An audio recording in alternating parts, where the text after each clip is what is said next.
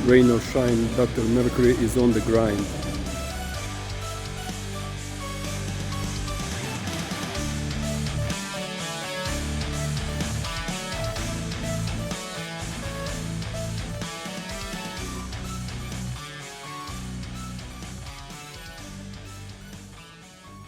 Hello world, I'm back with a video concerning my health. Actually, I have suffered a fracture at the distal part of my foot, and as you can probably tell, it's not pretty, but we gotta work with it. So the fracture was somewhere here, near the start of the little finger. It's nothing to worry about. Even if infrequent in localization, it was not severe by any means. Just 1-2 centimeters in dimensions, and with no complications, with no dislocation, no migrating of one of the fractured bone parts. And it should resolve by itself and by mobilization in 4 weeks. It was a small event, not something that should concern anyone, but it did prove to be a hassle because 1 month, 4 weeks, I had to maintain this immobilization, and I was quite limited in the activities that I could do in order to regain my strength. But that didn't stop me because, as I said some time ago, I think during a podcast, which I will link here.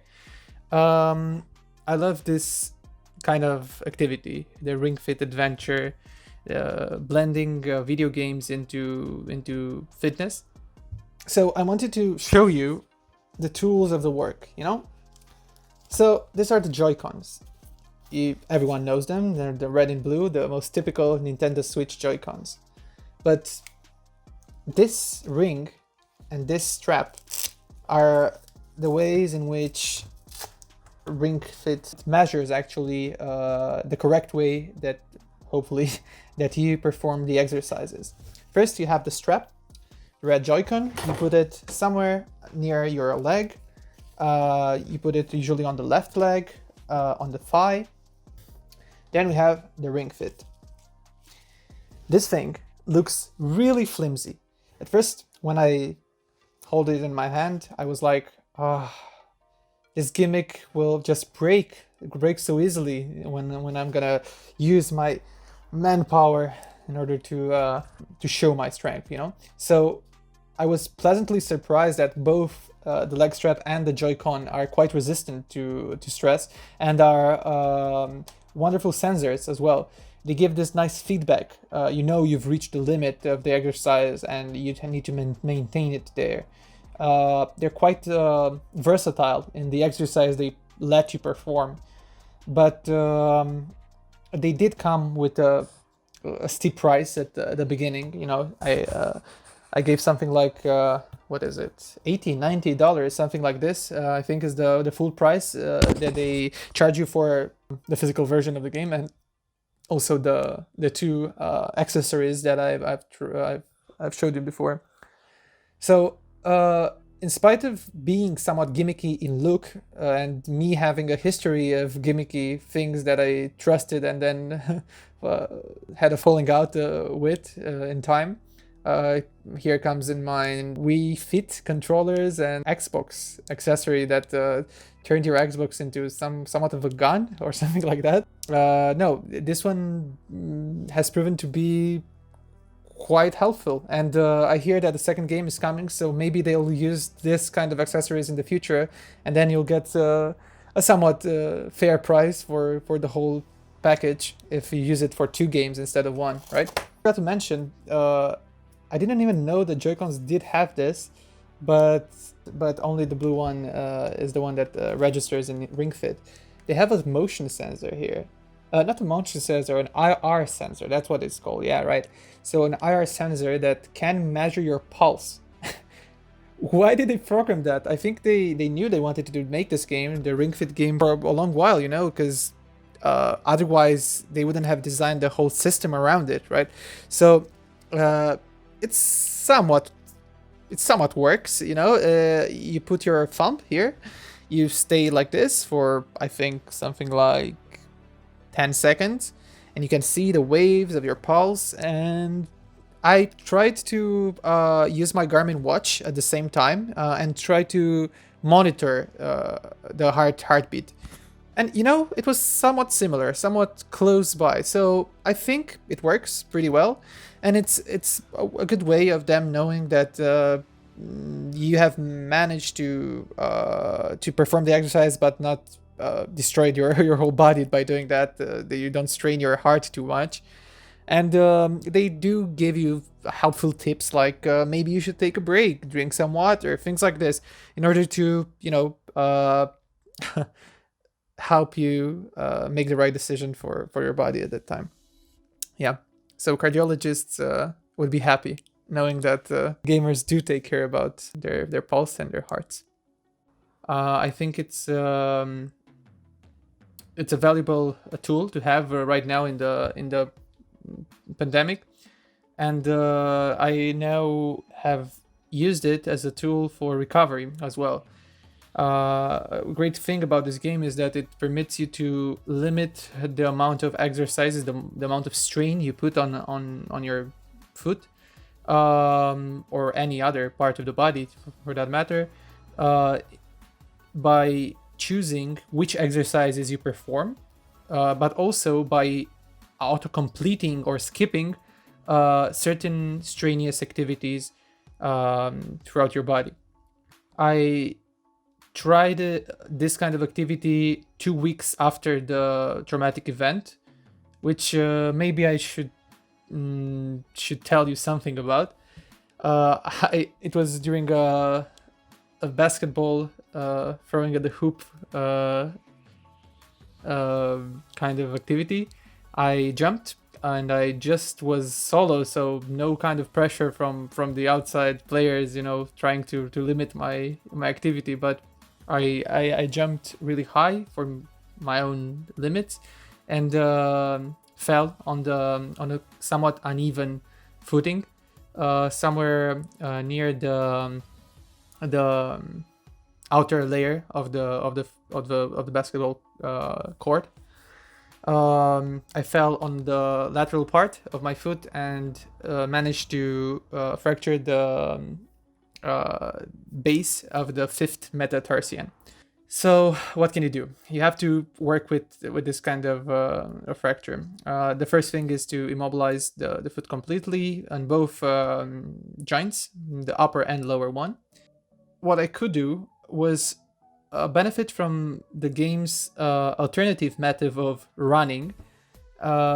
Instead of actually running on the spot, that's the way you maneuver through this world, I had to make mini squats in order to advance, and I had to limit the amount of strain I put on my knees and on my ankles by using some armor that helped me navigate and perform these exercises in a more relaxed manner than the usual one. So I could reach the yellow-haired boost in speed state faster. After this, I managed to perform the exercises at first with the assisted mode that I told you about earlier, like auto-skipping the leg parts. Sometimes the game requires you to maintain, let's say, a tree pose, or stay steady in a chair pose, or run really fast because something is following you.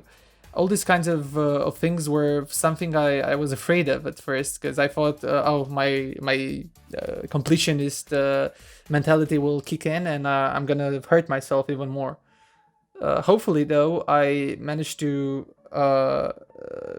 play with assisted mode for 2 days, and when I saw that the effort was not so bad and I didn't feel any pain, I played it in a regular fashion, but just chose the exercises that were okay for me.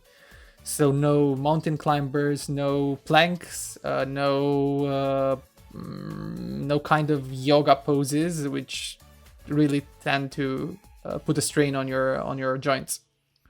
How does it limit me? I'm limited in what I can do physically. I cannot rotate by any means my foot. Inner rotation, somewhat, I can do it, but I shouldn't do it. But outer rotation is out of the question because that's where the lesion part is. I can, but limited in fashion, genuflex, and also I can, but really limited flex forward my leg on my ankles. But all this will come back to me in time after I remove the cast. I should say that the thing that I have to stay in home for 4 weeks is a limit by itself. I can't work during this period. I can only read, play video games, watch TV series. Such a hassle. Also, I should mention that this has proven a challenge in my perception of time. Sitting around all day and doing nothing and not having like the usual, markers of time passing, ways of knowing that this is your day, this is your schedule, and this is what you have to do. Those are the challenges of staying here on my own and dealing with this immobilization. And I think this is a wonderful time for me as a neurologist to actually tell you about my opinion of the game. It's a wonderful tool. As I said before, I really find it to be helpful, not only as let's say a starter in this fitness deal, but also as someone who had to take a break from his usual routine, his gym going, or actually doing a sport, and has to really come back to it, but in a moderate fashion, not go full in, not risk an injury, just take the baby steps. I think it's like a useful way of getting back in the groove, But also, it activates elements that I don't usually use in my training routine. Things like I said before, the completionist, the objective markers, the level up system, the abilities. All these things trigger your inner gamer to achieve more, strive to complete everything and be the best that he can be. So I know that this game, initially at least, was not that well known or talked about, but following the events, the COVID-19 pandemic and everything that followed, I know that it became quite the system seller. It was, in my country at least, really hard to come by. A lot of shops, electronic shops, stopped selling it because they didn't have any more left in the stock. So I hope you get one. I really recommend it.